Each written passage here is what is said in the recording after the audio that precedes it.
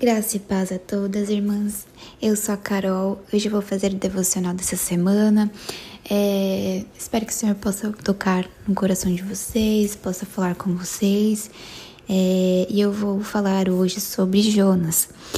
Lá no livro de Jonas mesmo, capítulo 2, versículo 8, vai falar assim: Aqueles que acreditam em ídolos inúteis desprezam a misericórdia, mas eu, com um cântico de gratidão, oferecerei sacrifício a ti.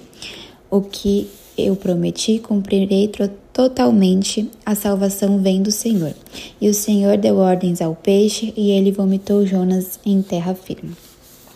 E agora vamos lá no capítulo 4 também, vai falar assim: A ira de Jonas. Jonas, porém, ficou profundamente descontente com isso e enfureceu-se. Ele orou ao Senhor: Senhor, não foi isso que eu disse quando ainda estava em casa? Foi por isso que eu me apressei em fugir para Tarsis.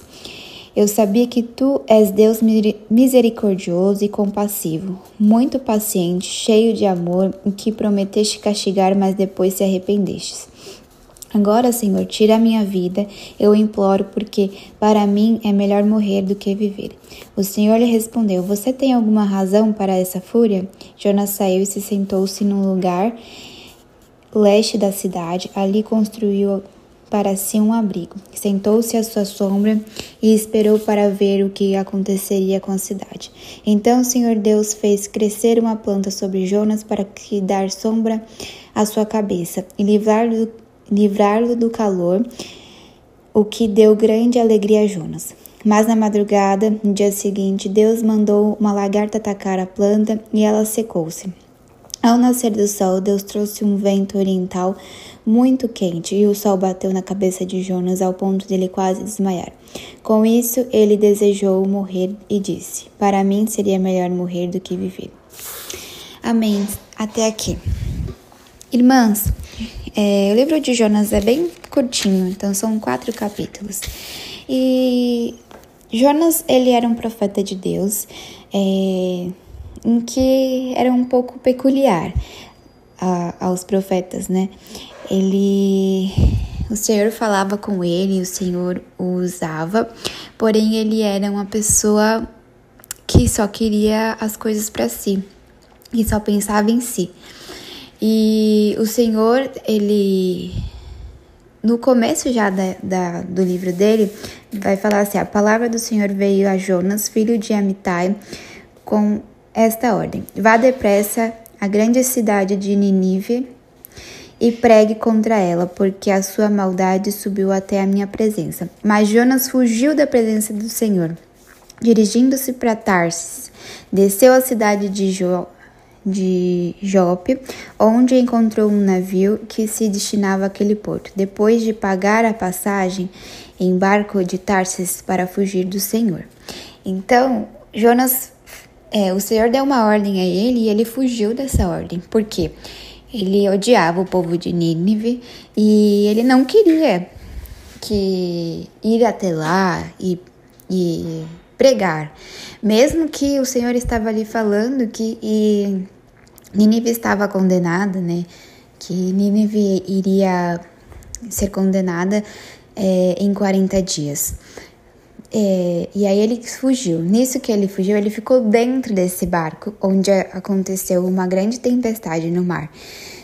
E os marinheiros estranharam isso, né? Porque eles viram que ali existia algo de Deus.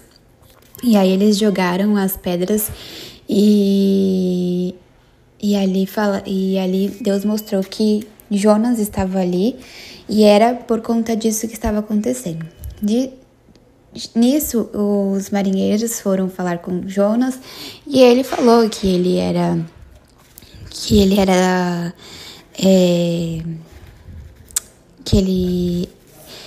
um servo do Senhor, e aí ele falou assim: mas vocês podem me jogar contra o mar, porque ele queria ali morrer, então ele preferiu morrer do que ir cumprir a sua missão, né, que o Senhor lhe deu. E aí, mesmo assim, os marinheiros tiveram compaixão dele e tentaram remar contra aquela tempestade, mas não conseguiram. O mar ficou ainda mais revolto. E assim, eles ainda assim pediram perdão a Deus por estar fazendo isso e jogaram Jonas no mar. Nisso, na hora que Jonas caiu no mar, o mar cessou. E aí Jonas foi engolido pelo peixe gigante, né? E ali ele poderia ter morrido na hora, mas ali ele ficou 3 dias dentro daquele peixe, tendo um tratamento com o Senhor. E mesmo, olha só como Deus usou ele mesmo naquele barco. Aqueles marinheiros, eles se arrependeram, né? E ali eles viram que o Senhor, e eles fizeram ali um propósito com o Senhor. E então ali, mesmo ele sem querer, Jonas também foi um evangelista do Senhor e evangelizou aqueles marinheiros. E ali dentro do peixe, Jonas fez essa primeira oração que eu li primeiramente no capítulo 2. Porém, ele fez uma oração não se arrependendo, mas sim agradecendo ao Senhor, porque mesmo diante de tudo, o Senhor não o desamparou. O Senhor estava cuidando dele, porque ele poderia já estar morto dentro de um peixe gigante, mas não, ele estava ali vivo. E assim que ele fez essa oração, o Senhor escutou, né, e fez o peixe vomitá-lo. Nisso, Jonas foi até a terra que o Senhor havia enviado, que era Nínive. Chegando lá, ele só pregou 5 palavras, né? Falando que o Senhor estava... que daqui 40 dias o Senhor iria... eu esqueci a palavra que ele falou aqui. Percorrer a Jonas durante Nínive. Aqui. Jonas entrou na cidade, percorreu durante o dia, proclamando: daqui a 40 dias, Nínive será destruída. É que eu ouvi em outros lugares uma palavra diferente, já estava tentando ver. Enfim, e aí ele só falou isso.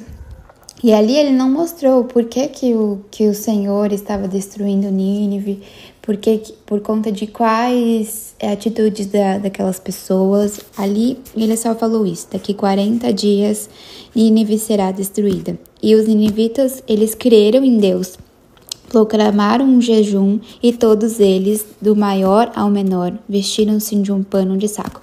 Até o rei se vestiu de um pano de saco, as vacas, os animais, todos eles creram e se arrependeram.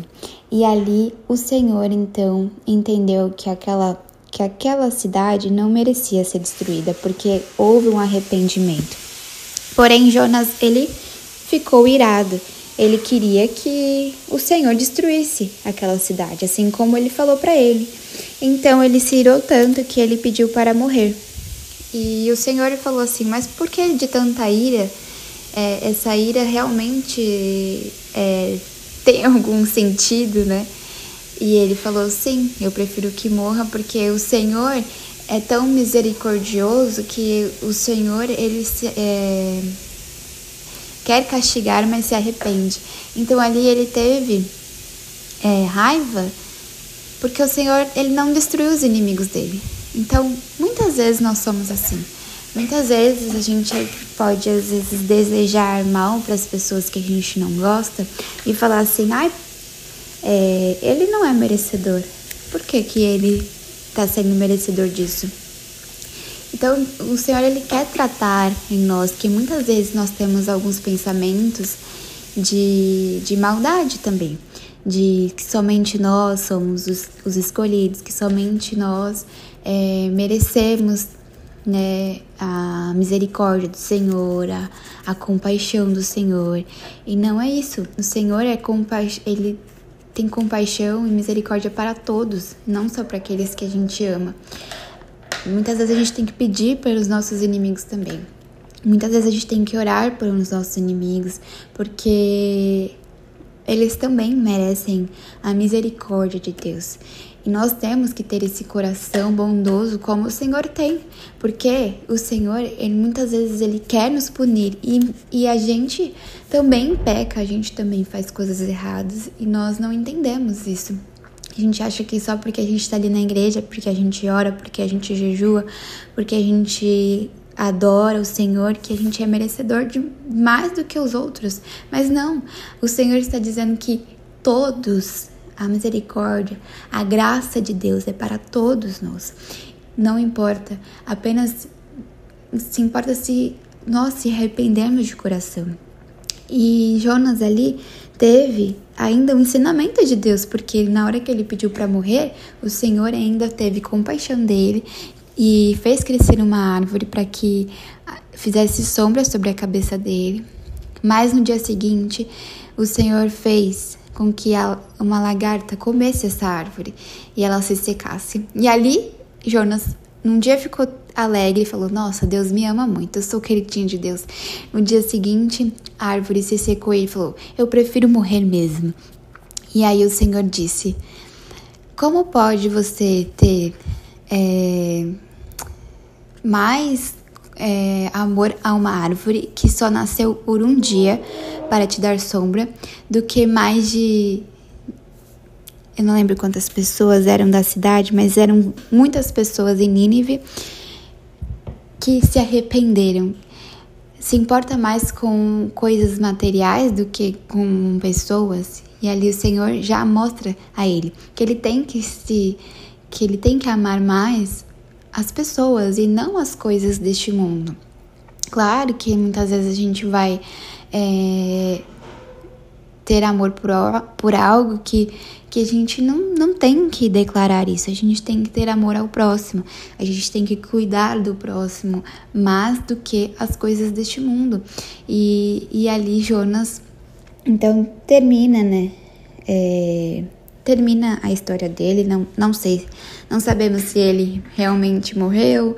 O Senhor não diz, né? Mas a história de Jonas ele era um profeta muito usado, porque ele foi um evangelista que mais evangelizou.